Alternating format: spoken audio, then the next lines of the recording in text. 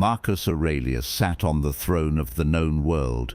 He had the applause of millions, and he wrote these words to himself. I have often wondered how it is that every man loves himself more than all the rest of men, but yet sets less value on his own opinion of himself than on the opinion of others. Think about that. You walk through your day as if you are on a stage, performing for a crowd that isn't even watching. You edit your words, you filter your face, you curate your life for an audience that is too busy worrying about their own performance to notice yours. You are addicted, not to a substance, but to a shadow. You are addicted to the nod, the like, the fleeting moment where a stranger, someone you wouldn't even ask for directions, tells you that you are enough. Today, we break the chains of the performer. We are going to explore why your hunger for validation is the very thing keeping you weak, and how to build a life that is valid even if the whole world turns its back. Every time you check your phone for a notification, you are begging. You are standing on the street corner of the digital age, holding out a tin cup, hoping someone will drop a coin of attention into it.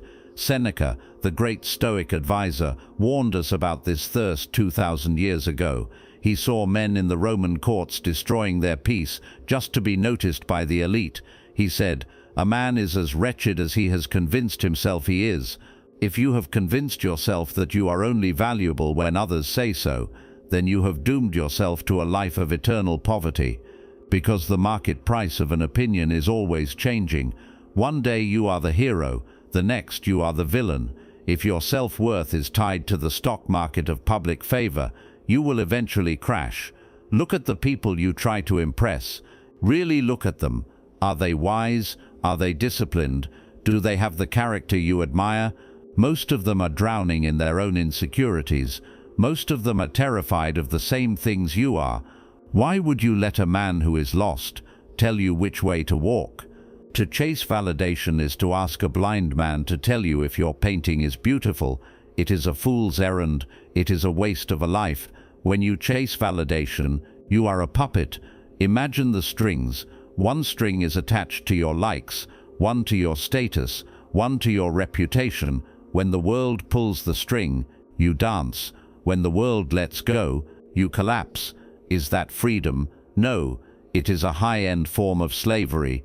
Epictetus was born a literal slave. He knew what it meant to have his body owned by another, and yet he became freer than the men who owned him. How? Because he realized that no one can own a mind that refuses to look outward for its worth. He taught us the ultimate lesson in sovereignty. He said, "If you want to improve, be content to be thought foolish and stupid with regard to external things." Think about that. Are you willing to be called stupid? Are you willing to be thought foolish because you aren't following the trend, because you aren't wearing the right clothes, or speaking the right slogans, or chasing the same hollow goals as everyone else? If you are not willing to be misunderstood, then you are still a slave. You are still waiting for permission to be yourself. Every time you justify your life to someone who doesn't matter, you are tightening the string around your own neck. It is time to cut the strings. If you stop looking outward, where do you look? You look at the inner citadel. Marcus Aurelius gave us the blueprint for this fortress. The happiness of your life depends upon the quality of your thoughts, not the quality of your reputation, not the quantity of your followers, not the number of people who show up to your funeral, the quality of your thoughts. A diamond is beautiful even if it stays buried in the earth for 1 billion years. Its worth is an intrinsic property of its structure. It does not need a jeweler to tell it that it is hard. It does not need a buyer to tell it that it is rare. If no one ever knew your name, would you still be a man of character? If you did the right thing and everyone called you a coward, would you still do it? If the answer is no, then you aren't building a life. You are building a stage set, and eventually the audience will leave, the lights will go out, and you will be left standing in the dark with a self you don't even recognize. We must practice, not the theory, but the grit. Seneca suggested we set aside a certain number of days to live as if we were poor, to eat the simplest food and wear the roughest clothes. He wanted us to ask ourselves, is this the condition that I feared? Today your poverty is not financial, it is social. You fear being cancelled, you fear being left out, you fear the silence of the crowd. So you must practice social discomfort.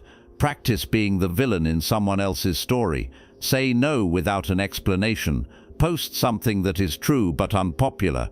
Walk into a room and don't try to be the most liked person in it. Observe the feeling in your chest, the panic, the itch to fix their opinion, the desperate need to say, wait, that's not what I meant. Sit with that itch, don't scratch it. Eventually, the itch disappears, and you realize something life-changing. Their opinion didn't kill you. It didn't take away your ability to breathe or think or be virtuous. It was just noise. Once you realize that the mob is powerless, you become dangerous. You become a man who cannot be bought and cannot be bullied. Does a Stoic hate praise? No. We call it a preferred indifferent. Marcus Aurelius noted, everything that is in any way beautiful is beautiful in itself, and the praise of it is no part of itself. Does an emerald become less beautiful if no one praises it? Does gold lose its value if no one mentions it? Does a flower refuse to bloom if there are no eyes to see it? Then why do you think you become less when the world is silent? It is nice to be liked, it is pleasant to be cheered, but it is not necessary. Think of it like a breeze on a hot day. If the breeze blows, it feels good, but if the air stays still, you keep walking. You do not stop and beg the wind to blow. You do not cry because the air is quiet. Your worth is not a variable that changes based on the weather of public opinion. Your worth is a constant. It is tied to your integrity, and your integrity is the only thing the world cannot touch. Close your eyes. Think about the end. Marcus Aurelius reminded himself daily, soon you will have forgotten all things. Soon all things will have forgotten you. In 100 years, everyone who ever liked your posts will be dead. Everyone who ever criticized you will be dust. The platforms you use will be gone. The clout you are chasing will be a forgotten whisper. The reputation you are protecting so desperately will be a blank page. In the shadow of death, validation is revealed for what it truly is, a distraction, a toy for children. You only have a few thousand days in the sun. Why would you spend even one of them being a copy of what someone else wants? Why would you trade your limited time for the empty calories of a stranger's approval? Stop performing. Be the sculptor, not the clay. Epictetus gave us the marching orders. First say to yourself what you would be, and then do what you have to do. Notice the order. First you decide, you set the standard, then you act. You do not ask the world for permission. You do not check the comments to see if your goal is allowed. The world is loud. Let it be loud. You stay still. Build a life that doesn't need a witness to be valid. Be the man who does the right thing in the dark and finds that his own approval is enough. Master your mind. Cut the strings, and the world will eventually stop trying to pull them. Stay on the path, that on to climb. The payan, it's time to climb. But Paula, the worry wine to pull them.